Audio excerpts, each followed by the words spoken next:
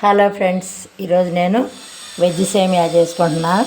కావలసిన పదార్థాలు: సేమియా 1 కప్పు తీసుకున్నాను, కూరగాయలు ఆలుగడ్డ, బఠానీ, ఉల్లిపాయ, క్యారెట్, పచ్చిమిరపకాయలు, కరివేపాకు, కొత్తిమీర, కొన్ని పల్లీలు, ఉప్పు, నూనె, పోపు దినుసులు.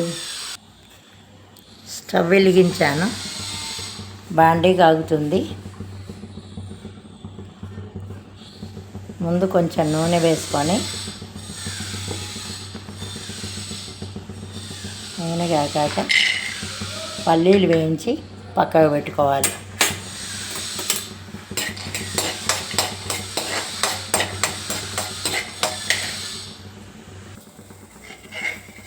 పల్లీలు బాగా వేగినాయి, 1 కప్పులోకి తీసుకుంటున్నాను.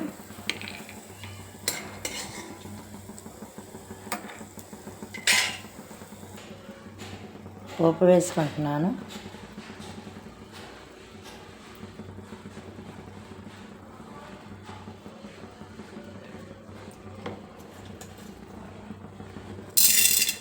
నూనెలో శనగపప్పు, మినప్పప్పు, ఆవాలు మాత్రమే వేసుకోవాలి, జీలకర్ర వేయకూడదు.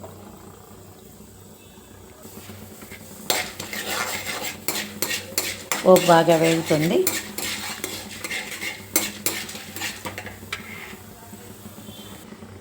పోపు వేగింది.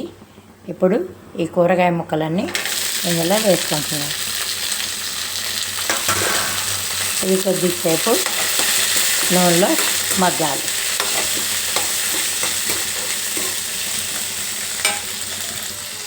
కూరగాయలు వేగినాయి. ఇప్పుడు దీనికి సరిపడంత ఉప్పు వేసుకుంటున్నాను.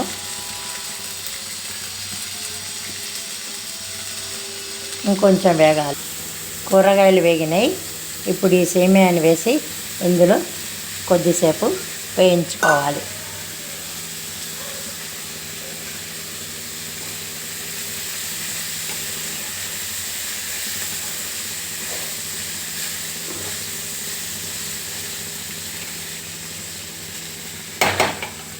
ఒక పక్కన నీళ్లు ఎసరు పెట్టుకున్నాను.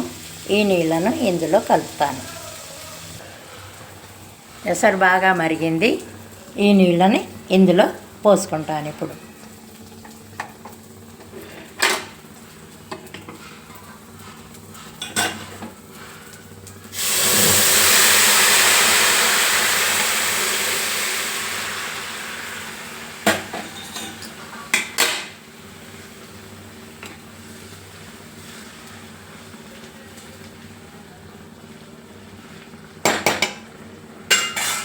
ఒకసారి ఇట్లా కలిపి స్టవ్ బంద్ చేసి దీని మీద మూత పెట్టి 5 నిమిషాలు అలానే ఉంచుతాం. 10 మినిట్స్ అయిపోయింది ఫ్రెండ్స్.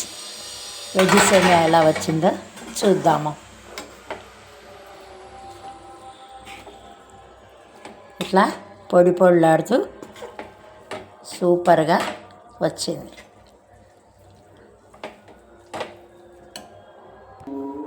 ఇలా ప్లేట్లోకి తీసుకొని కొత్తిమీరతో గార్నిష్ చేసుకొని పండుమిరపకాయల కారం వేసుకొని పైనుంచి ఇలా పల్లీలు చల్లుకొని తింటే ఆ క్రంచీనెస్, ఆ ఉప్మా సూపర్గా ఉంటుంది ఫ్రెండ్స్. ఇలా పైనుంచి కొంచెం పప్పుల పొడి చల్లుకుంటున్నాను. నాకు ఎట్లా తింటాం ఇస్తాం ఫ్రెండ్స్. సూపర్గా ఉంటుంది. ఈ వీడియో నచ్చినట్టయితే please like, share and subscribe my channel. Thank you friends.